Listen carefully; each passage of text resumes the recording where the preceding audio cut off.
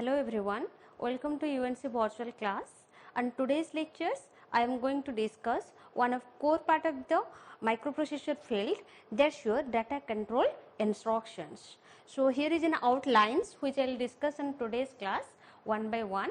So now to start our initial concept, that's your concept about data control instructions.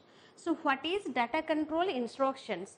In general way, it is one type of technique through which all over the ARM processor job that to be executed in a concurrency way for providing any types of accuracy mechanisms. Here the data control instructions that cannot be provides any types of data processing mechanisms or any types of data momentum mechanisms. That means it neither to be provides the data processing mechanisms or not to provides data momentum mechanisms from memory to registers.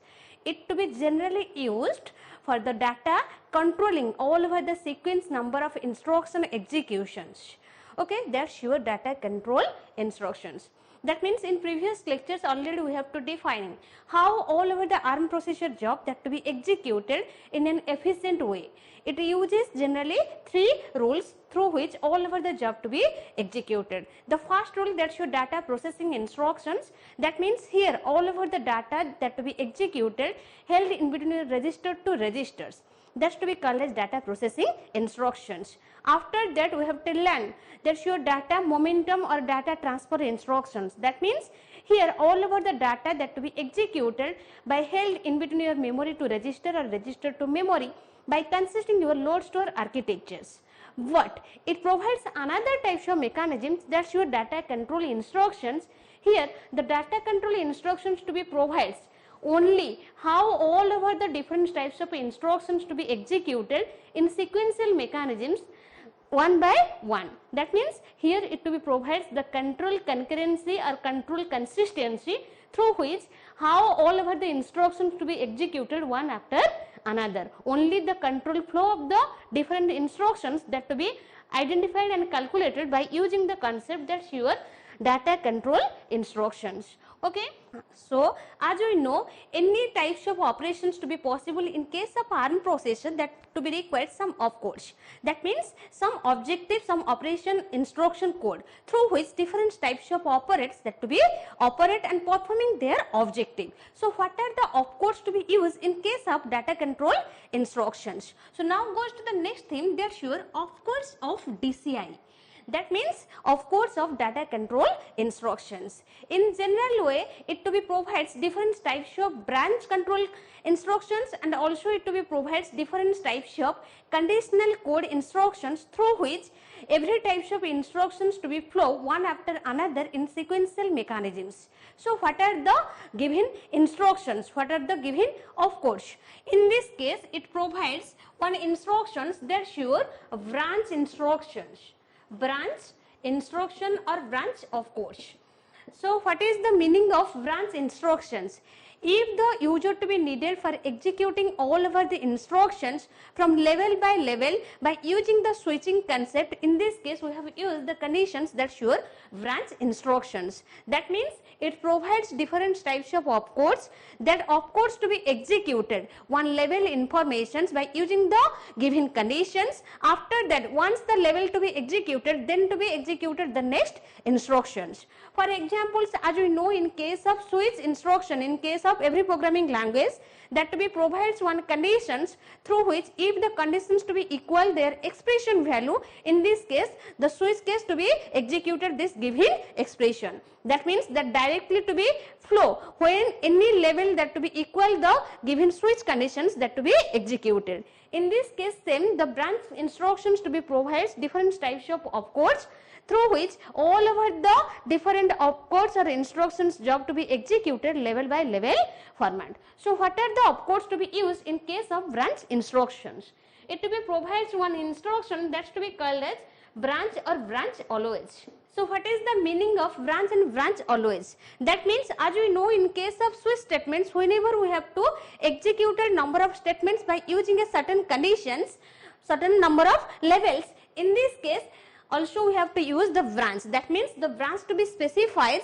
Here we have to use some level of job executions, and branch always, that means here the opcodes to be used if you have to needed for executing all over the level of information by using multiple number of opcodes in between them. That means you have to use nested opcodes in between your level of functions for executions. Here we have used the concept of branch always. Similarly, it provides another types of branch instruction or branch opcodes, that's your branch BAP.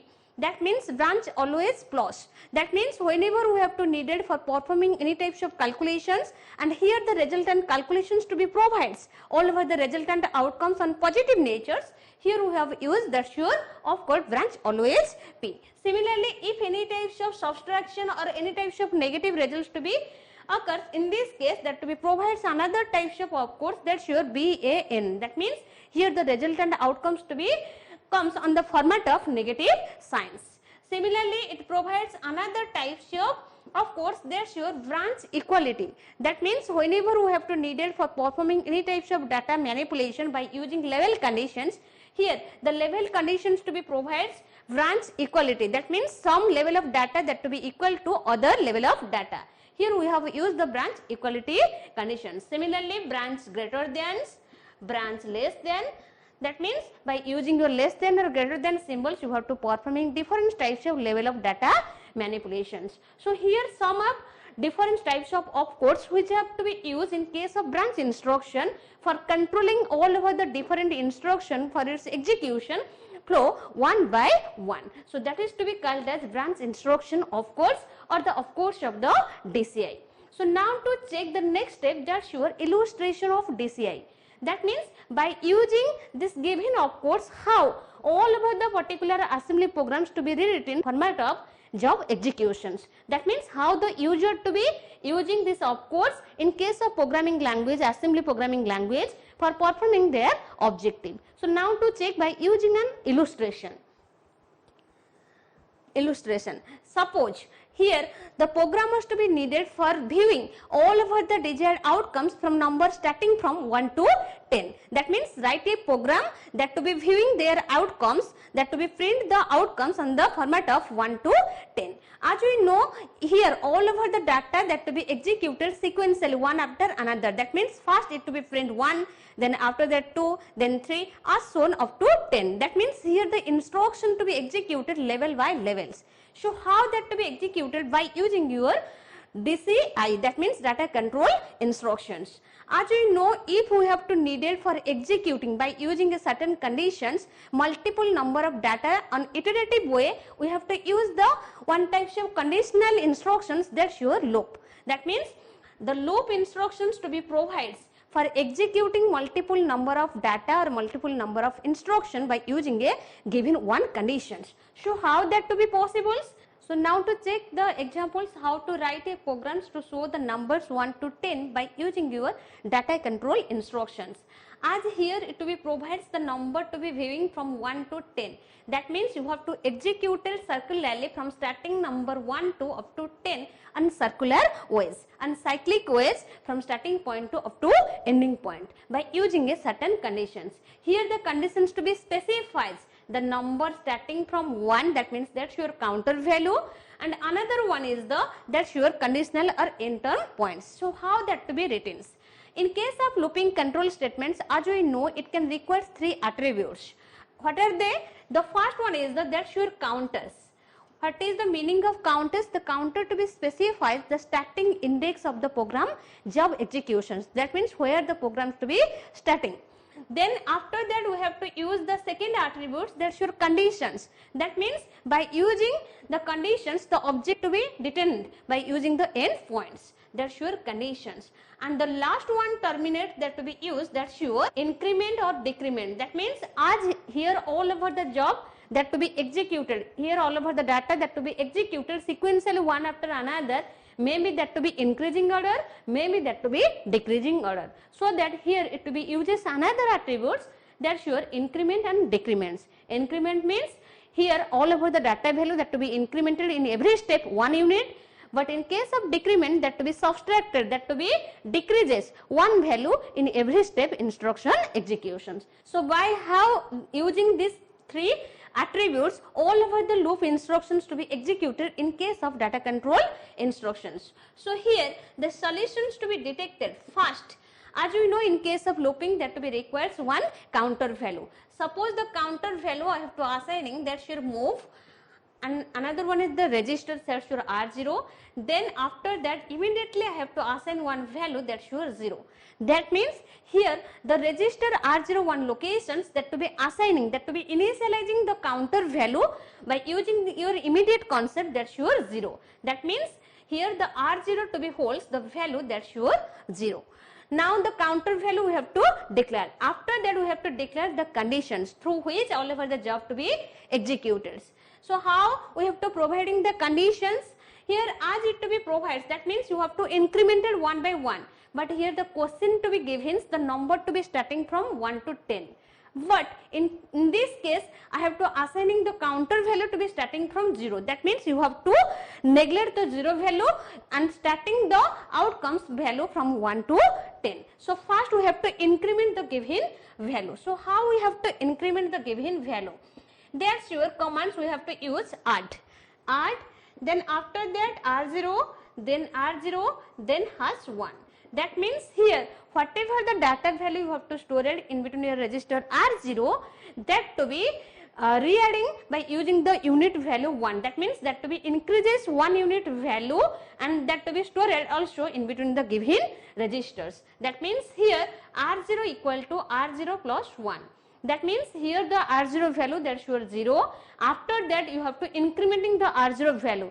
Why? Because the value to be starting from 1 to 10. So whenever we have to adding the R0 value, here the R0 value that shows 1.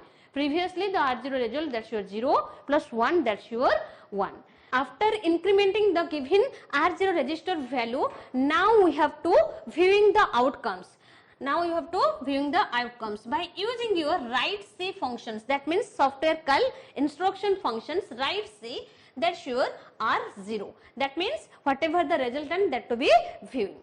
Then how long that to be viewing all over the outcomes? As long as that to be appears the 10. That means the end terminate points. So how that to be possible? It to be uses one types of conditional statements. That means here the conditions to be arise. That means here you have to starting the loop points. That means here the programs to be executed repeatedly. So how that to be possible? Here one types of opcodes we have to use, that's your branch not equal to. That means one type of branch instructions which is to be required for the instruction executions one by one, level by level. So here branch not equal to R0 value that's your 10. That means as long as the R0 value not equal to 10, that means if the R0 value not comes 10, then it to be repeatedly executed from the until upper part of the loop. Here the loop is end. So now to check how the program to be executed in case of branch control statements. So here first suppose that's your outcomes. Suppose here you have to assigning the register R0 that's your value is 0. After that it will provides the of course that's your R0 equal to R0 plus 1. That means now the R0 value to becomes R0 plus 1. That means 0 plus 1 that's your 1. After that it to be write C R0. That means the outcomes to be provides that's your result 1. That means first it to be print the value is 1.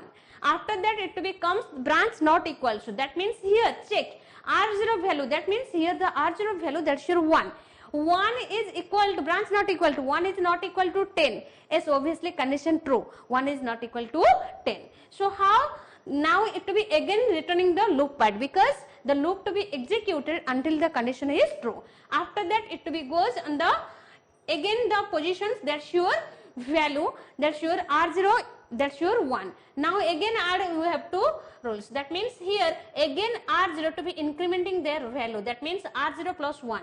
Previously the R0 value that's your 1. That means 1 plus 1 that's your 2. Now write R0. That means that to be print the value is 2. Okay. Then after that it again goes to the check the conditions. 2 is not equal to 10. Yes, condition true. 2 is not equal to 10, so that it again to be executed the data value. That means as shown it to be executed one after another until the value to be comes from 1 to 10. As here we have to writing the data value, that should write CR0. That means first the output statements to be written so that it to be provides the outcomes, that should result 10. Okay, so that's the normal format or normal examples how all over the branch instruction to be flow in between your data control instruction by using your ARM processor. So now goes to the next term, that's your assembly language instruction by using the 3 instruction code format, means by using 3 technique format. Now we have to illustrate how all over the assembly programming language to be rewritten for performing any types of job manipulations. That means how all over the data processing and data transfer and data control instructions to be normally embedded in a given single programs. So now to check by using illustration. Here the illustrations the programs to be provides for print the hello world. That means write a program by using your assembly codes that to be print the message that's your hello world. Here the questions to be provides that you write a program to print hello world by using your assembly codes. So how you have to execute it by using your assembly language in case of ARM processor. First, whenever we have to needed for writing any types of program in case of assembly programming language, whatever the message that to be provides, you have to assigning on randomly ways. That means you have to declare on dynamical ways. Suppose here one attributes I have to give hints, that's your area. Okay.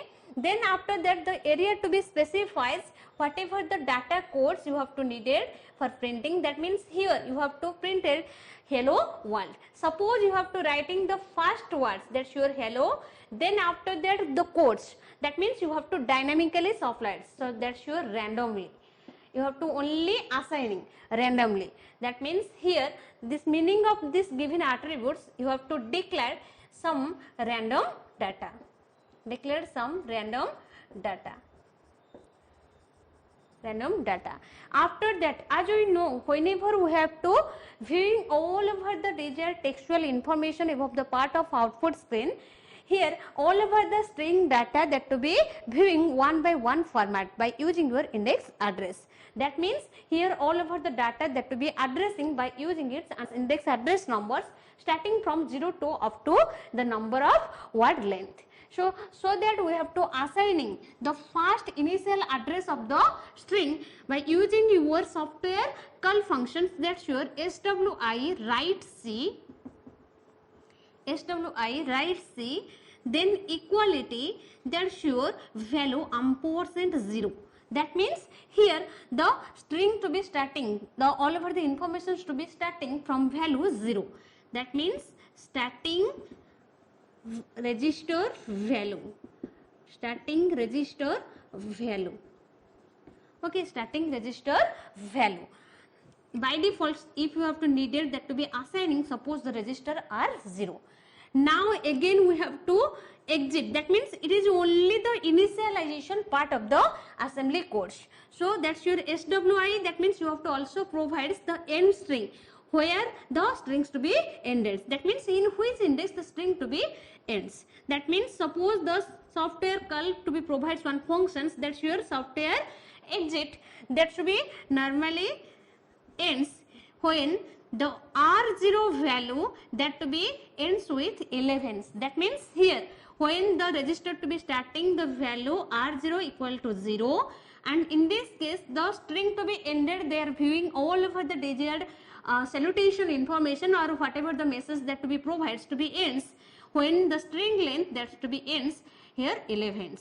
Okay, that's your software exit part. That means here you have to starting index number 0, then ending that string informations index number 11s. Means by using 11 number of characters, whatever the textual message you have to needed for viewing up and the above part of the output screen by using your assembly code that to be rewritten by using this format. That means only the declaration part. So now to start how that to be implemented in case of assembly programming wording.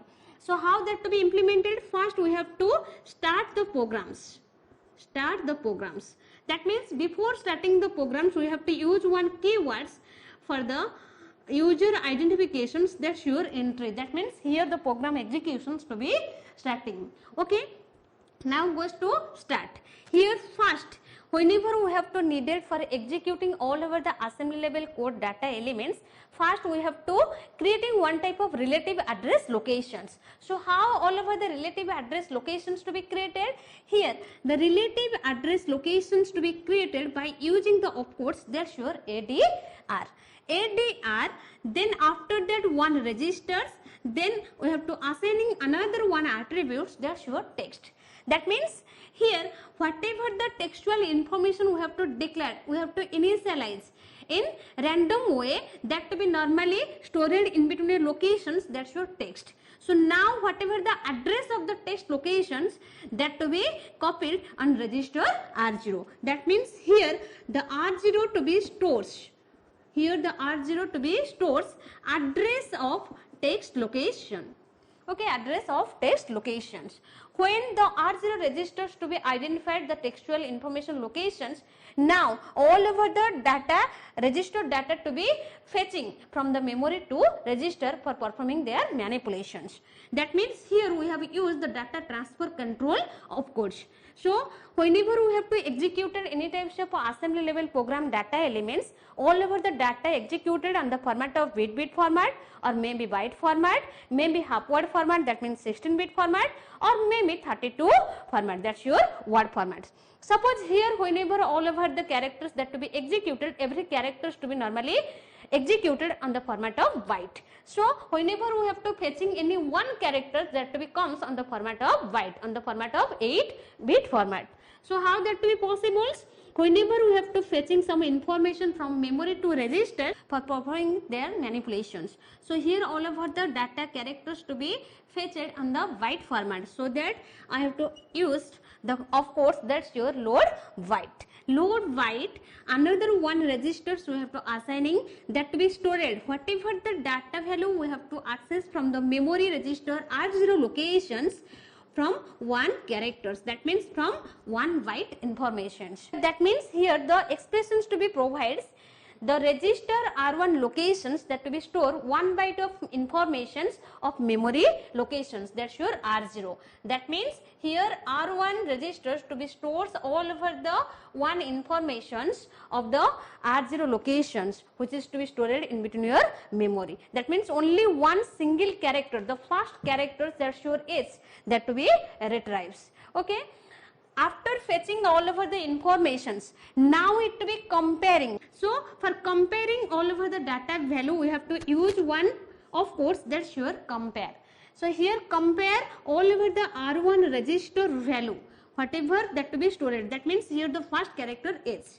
That means here the R1 registers to be comparing the value, that's your the end value. That means where the end value that to be stored, that to be stored in between the location R0. That means it to be comparing. In this case 1, whenever the 1 is not equal to, as here it to be provides equality condition, so here it checks 1 equal to 11, no. That means another some characters to be present in between your string, whatever you have to provide.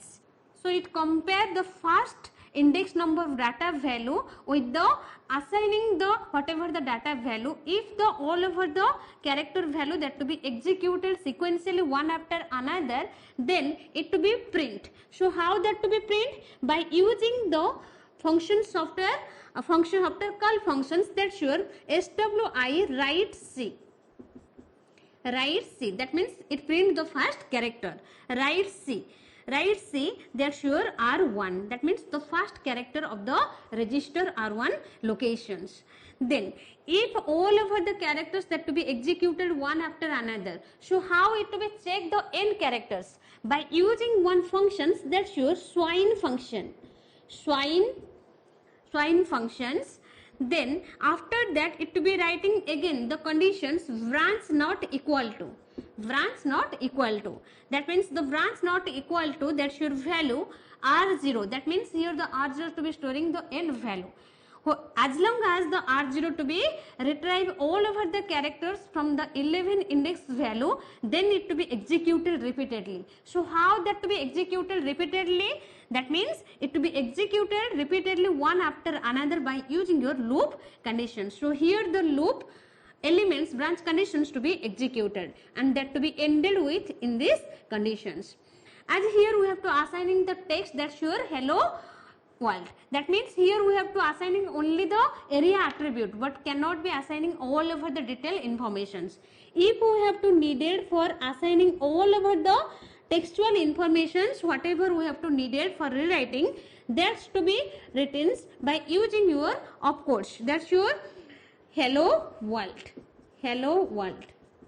Okay, hello world. When you have to assigning all over the text informations, now you have to close. Now you have to terminate the loop part and also all over the program execution part by using one opcodes, that's your end. So this is the normal format of the print hello world programs. So for today's class, that's all. If any doubt or conflict in your mind, then you can ask me with the help of comment box. That's all. Thank you.